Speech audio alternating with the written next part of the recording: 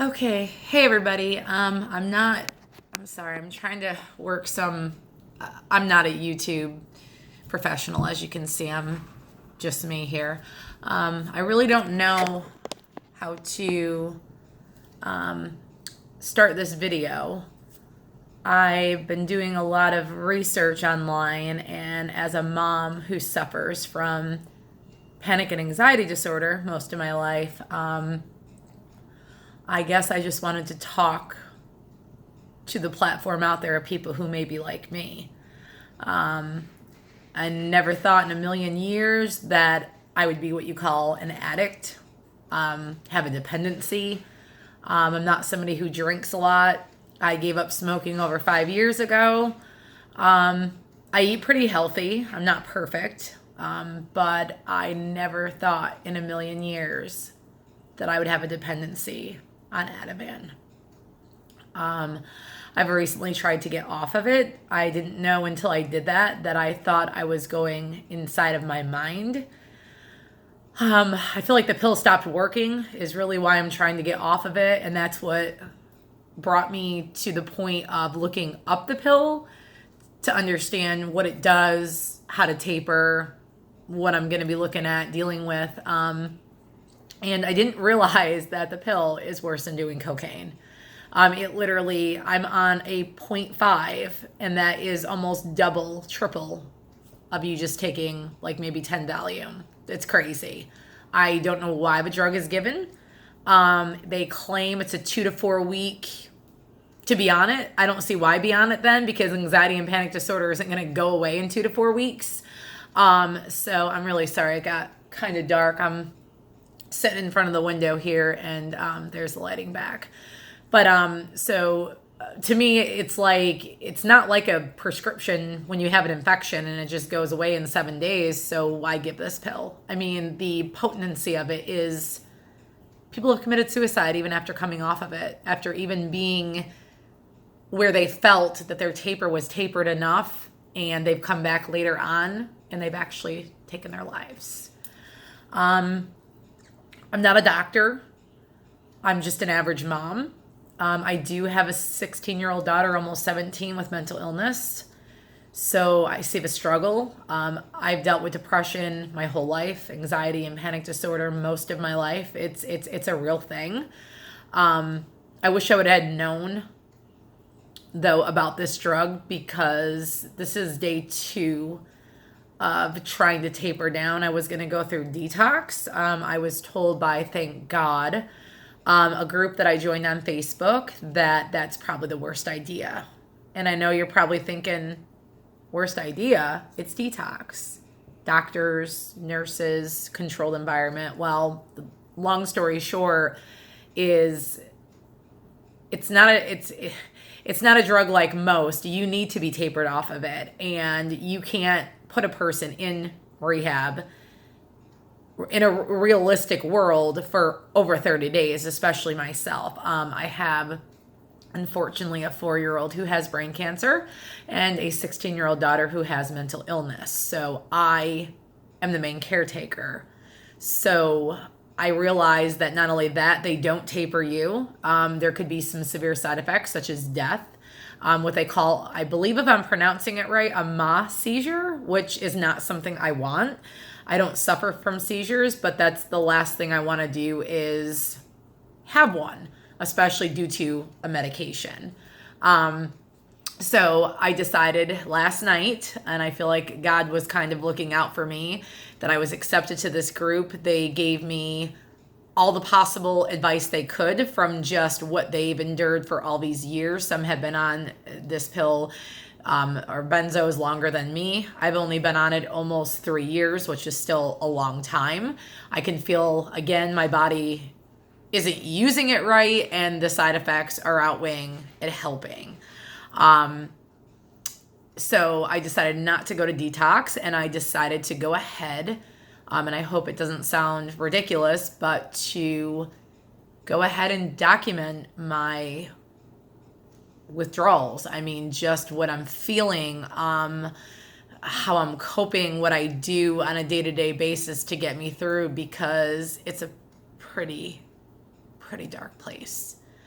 I don't wish this on anyone. I gave up smoking, and that was hell, that I thought was hell. And this Benzo is the devil. I've had insomnia from it. I literally ache, like you hear from some heroin addicts, where it hurts to touch their body. I have stomach issues now. I go to sleep and have traumatic dreams and nightmares. I sometimes see and hear things that are not there. I don't have any history of schizo or bipolar, which is another really sad disorder. But this pill has created things that I've never had before. I ache everywhere, like I explained. I have headaches all the time. Some minutes throughout the day, I feel like I'm going to be okay. And there's times where I get idealization, suicidal thoughts where maybe I shouldn't be here. And I feel like the world is already such a wicked place that mental health doesn't get the recognition that it needs, so we can start helping people instead of judging them. If you've never been through a mental illness, you really shouldn't say it's a cop-out or it's not real or it's all in the head, because I'm living proof that I'm not an addict, which is a whole nother topic, but is sad in its own. But now I have a dependency on a drug that I took from a doctor to help anxiety and panic disorder so I could leave the house and I could live a normal life. And 3 years later, it totally backfired on me. It's not working. It's just creating, it actually can cause, which I already feel, I've lost a lot of my short-term memory. I'm going to be 38 in August, and sometimes I'm sitting here even talking to you guys, and it's like trying to make it through a corn maze. My brain is just stuck. I don't know if that part is going to come back, my cognitive behavior, if that's damaged for good, because longer times of use that you're on this medicine, it can actually do that. You can actually lose all the things that you have. So, as a mom, I'm just trying to bring awareness. If you are on this drug, never ever stop cold turkey. I thought I could do that, and I think I almost died. So I feel like by me sharing my story with you, I can't help you. I can't hold your hand. I can't hug you, but I can be there and let you know you're not alone. This is a horrible, horrible thing to have to endure, especially when you have children like my daughter who has mental illness and my son going through chemo, and I don't feel like I can be a mom because my mind is elsewhere. It's caused me to have no emotional feeling, although I do know that I am a caring person and I do feel for people. I almost feel like there's something missing and my heart's been taken. It's just done so much bad. And the fact that it's this addictive, no wonder why people just keep on taking more and more, because they want it to go away. And it goes away eventually, and then it just comes back 20 times harder. So I'm hoping that this channel will help other people. Again, I'm not a doctor. I've been through enough counseling, though, and psychiatrist and medications in my life, and especially with my daughter, to know a little bit about a lot.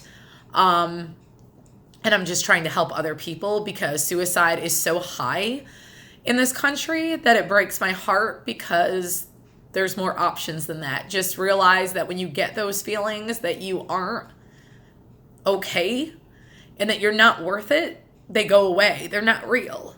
Once you talk to yourself and tell your mind that this is not real, you'll get through it.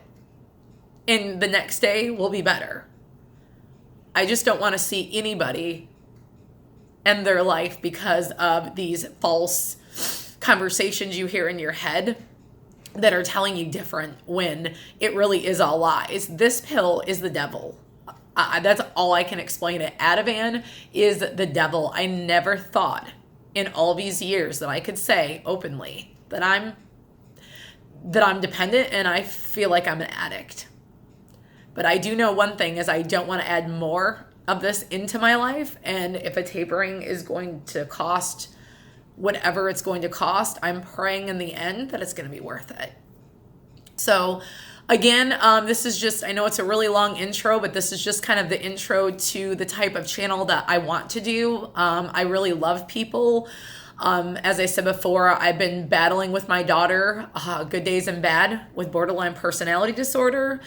And I have my own, my own battle that I fight every day. And I just want everybody to know out there that this is a horrific thing to go through, but you can make it. You can get through it.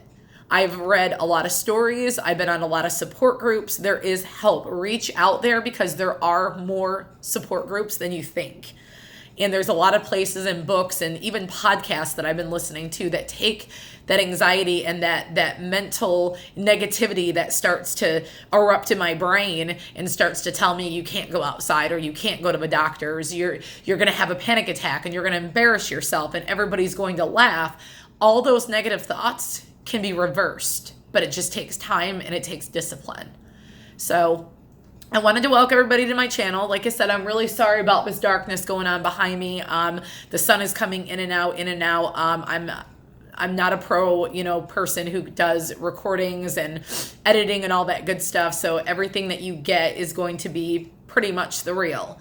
So if there's any, questions, like you guys have anything, you could leave it in the comments. I'm an open book. I'm willing to help whoever I can. I know that I'm in the struggle very early on, but I'm not in the struggle very early on when it comes to mental illness. I've been suffering since I was about 15. So I just hope that anything that I say or anything that I can offer can help the next person like someone has done for me. So again, my name is Melissa, and thank you guys for watching my channel, and hopefully, there's more videos to come where I can help somebody and maybe even go through the battle with some of you. Thank you for your time.